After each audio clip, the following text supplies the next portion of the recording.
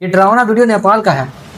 यह इमारत 5 मंजिला है और पानी उससे भी ऊंचा है। जो लोग यहाँ खड़े थे उनको 10 सेकेंड का भी मौका नहीं मिला। ये तस्वीर नेपाल तिब्बत बॉर्डर की है, जहाँ तिब्बत की मैग्नीफिसेंट सेंटर की है, जहाँ 1 सेकेंड पहले सब कुछ ठीक था और 1 सेकेंड में सब कुछ खत्म हो गया। ये तबाही जो आज नेपाल ने झेली है, इससे पूरी दुनिया ने देखा, और जब देखा तो दुनिया की रूह काम, क्योंकि तिब्बत से निकला सैलाब नेपाल को रोंगता हुआ गुजरा।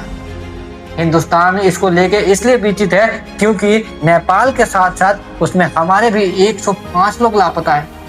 वो लोग जो भोलेनाथ का दर्शन करने के लिए कैलाश जा रहे थे और उनके घरों का फोन नहीं लगा। 30 से ज्यादा जवान थाने से समेत बह गए। जो बचाने वाले थे वो खुद लापता है। 7 मजदूर जो सुरंग के अंदर काम कर रहे थे और उनके सुरंग के मुंह पे पूरी की पूरी नदी आ गई। हेलीकॉप्टर गया बचाने के लिए, लेकिन उतारने के लिए उनके पास जमीन ही नहीं मिली। 8 जिले अलर्ट पे है। अगर आपको लगता है कि इन सबसे ज्यादा खौफ इन तस्वीरों का है तो आप गलत है। 13 महीने पहले इसी नदी में यही तबाही आई थी, जांच हुई थी, रिपोर्ट आई थी। उस रिपोर्ट में लिखा था कि ये दोबारा होगा, लेकिन शायद सब कुछ रिपोर्ट में ही फाइल हो गया।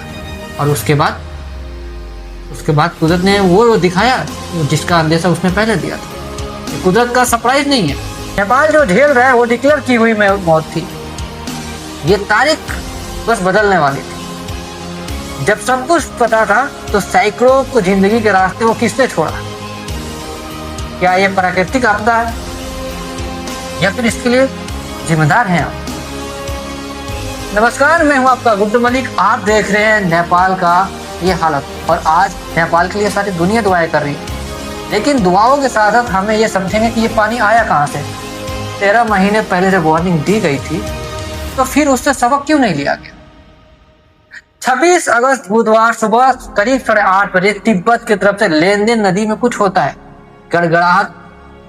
चश्मदीद कहते हैं कि ऐसा आवाज जिससे लगा ज्वाला फटा। और ये नदी नीचे कहलाती है छोटे कोसी, और वहां से चली तो सीधे वो उस दरवाजे पे पहुंची जहाँ पे नेपाल के सारा व्यापारी इकट्ठा थे।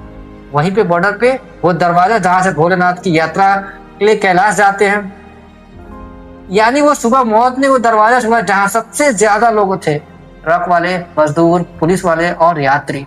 और इसके बाद 9 बजे रसूआगड़ी पहुंचा ये सैलाब, और यहीं पर उसने सीसीटीवी वाला सीन आता है जिसमें कस्टम ट्रक सब बह जाते हैं। 9:15 बजे जिले के पास बड़े अफसर के पास खबर पहुंची है, तब तक पानी पूरे बाजार को निकल चुकी होती है।